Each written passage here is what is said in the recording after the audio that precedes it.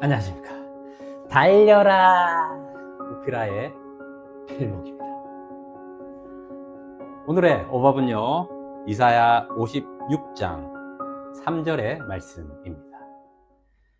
여호와께 연합한 이방인은 말하기를 여호와께서 나를 그의 백성 중에서 반드시 갈라내시리라 하지 말며, 고자도 말하기를 나는 마른 나무라 하지 말라. 아멘. 오늘 이사야 56장을 보게 되면 눈에 확 들어오는 그런 단어가 보일 것입니다. 연합이라는 단어입니다. 자, 이 연합, 복음의 핵심이죠. 자, 방금 우리가 읽은 이 말씀이 바로 그 말씀입니다. 3절 말씀인데요.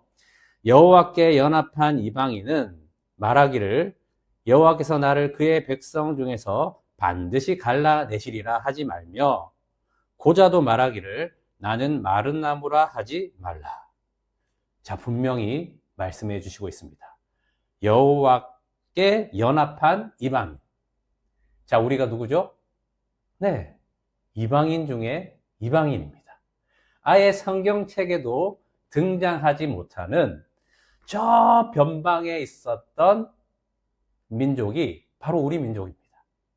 자, 이 이방인 중에 이방인인 우리가 여호와께 연합된 자, 즉 이 말씀이 신약 성경에는 예수와 연합된 자, 그래서 그리스도로 연합된 자가 되어서 다시 거듭난 그 사람들을 이야기하고 있는 것입니다.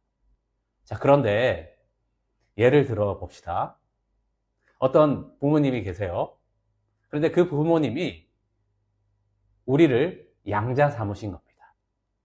자, 어쨌든 피가 섞이지 않았기 때문에 조금 의심스럽고 무섭기도 하고 또 신뢰하지 못하는 그런 마음이 있을 겁니다.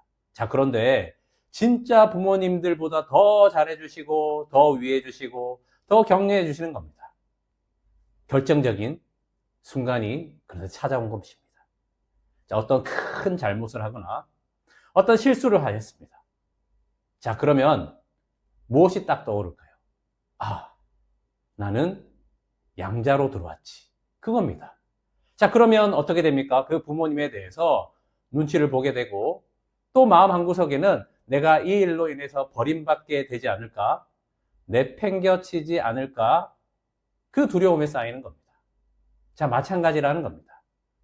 우리가 여호와와 연합된 이방인, 즉 예수 그리스도와 연합된 자가 확실하다면 하나님은 결코 너가 이방인 중에 이방인인데 내가 이렇게 삼았더니 이런 일을 해 하고 내팽개치거나 버리지 않으신다라는 그 말씀입니다. 하나님은요, 육신적인 이스라엘을 넘어서 예수님과 연합한 자는 새 이스라엘로 부르신다는 겁니다. 그 누구든지 말입니다. 그러니까 유대인들도 예수 그리스도를 믿어야 새 이스라엘이 되지 육체적 할례로 이스라엘이라고 말할 수 없다는 것입니다. 자, 우리는 이방인 중에 이 구원을 받은 겁니다.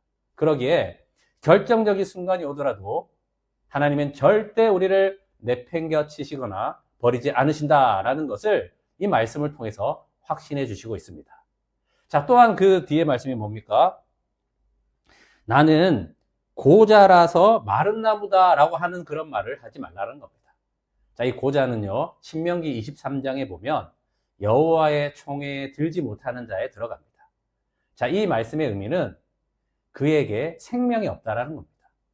자, 예수 그리스도와 연합한 자가 되지 않으니 당연히 그 속에 생명이 없기에 하나님의 그 총회에 들어오지 못하는 거죠.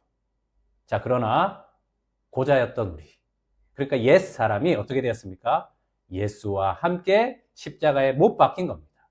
그리고 그리스도와 연합한 자가 되어서 하나님께로부터 남으로 우리에게 부활의 생명이 전해지고, 그래서 우리는 부활의 생명으로 다시 태어난 자다라는 것입니다. 그러니까 우리에게는 생명이 있는 거죠. 자, 그 어떠한 순간, 그 어떠한 잘못과 그 어떠한 실수가 있더라도 이것을 잊지 말라는 거예요. 네가 죽고 다시 산 이 복음이 확실하다면 너는 나의 자녀고 나의 백성이고 그래서 너를 버리지 않을 것이다. 너를 내팽겨치지 않을 것이다. 너는 마른 나무가 아니라 그 마른 나무는 죽었다. 이제는 생명이 있는 새 이스라엘이다 라는 것을 잊지 말라라고 하시면서 이 말씀을 우리에게 주시고 있는 것입니다. 이렇게 사는 자는 이 모습을 띈다라고 하십니다. 7절 말씀인데요. 내가 곧 그들을 나의 성산으로 인도하여 기도하는 내 집에서 그들을 기쁘게 할 것이며 그들의 번제와 희생을 나의 제단에서 기꺼이 받게 되리니 이는 내 집은 만민이 기도하는 집이라 일컬음이 될 것임이라. 우리가 하나님의 기쁜 집, 바로 하나님의 임재가 있는 그 처소에 계속해서 우리를 있게 하신다는 겁니다. 자, 주님이 계시니 그곳이 기쁨이 아니겠습니까? 여러분, 이 복음을 붙드시고 어떠한 곳에서 무엇을 하든 하나님의 임재가 가득한 그 예배의 주의 이름으로 하는 일이 되어서 그 기쁨 가운데, 평강 가운데, 또한 우리의 삶과 말을 통하여서 하나님의 복음이 나타나는, 그래서 많은 사람들이 주께 돌아오게 되는 그 복의 통로가 되시기를 축복합니다. 기도하겠습니다. 하나님 아버지 감사합니다. 우리가 무엇을 하든 어떻게 하든 주 예수 그리스도 안에서 죽고 또 살아나게 하신 그 거듭난 생명이 하나님의 자녀가 되게 해주셨고 하나님의 백성이 되게 하여 주신 것입니다.